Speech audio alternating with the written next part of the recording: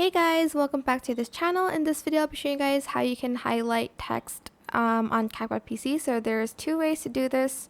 There are two ways to do this. I'm just going to type in the lowercase line here. And I'm also going to change the color to the color that I want the highlight to be. I'm also going to scroll down and I'm going to turn off uniform scale so that I can adjust the height of the line here.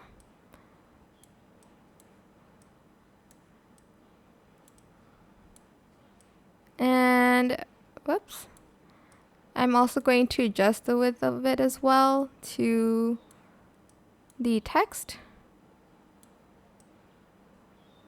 Let's see, there we go. You can also adjust the opacity here. For instance, you want to highlight something like this. Another way is a little bit better. If you go to media here, go to library and go to the backgrounds. I'm just going to select a color, if I can find one. Okay, since the update, okay, I'll just use this pink color right here.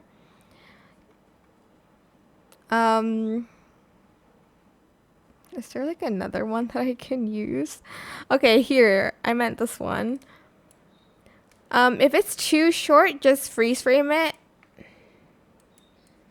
which I'm going to do. Alright, then I'm going to, for instance, only highlight this part right here. I'm just going to turn off uniform scale for a bit and I'm going to adjust the width here, the height a little bit. And I think I might mask it first into the shape that I want. I kind of want like a rounded edge here. Oops. So go and select rounded corners.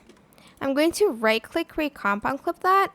And then I'm going to go back to the, oh, actually, before I do that, let's just adjust the opacity first. There. Go to go to mask and select rectangle again and select the reverse button here. And I'm just going to create like this sort of effect. I'm also going to add round corners to this one. Okay, hopefully your one looks neater than this. You're then going to go to animation here and you're going to select the in animation and you're going to select the flip one. Also adjust the duration maybe.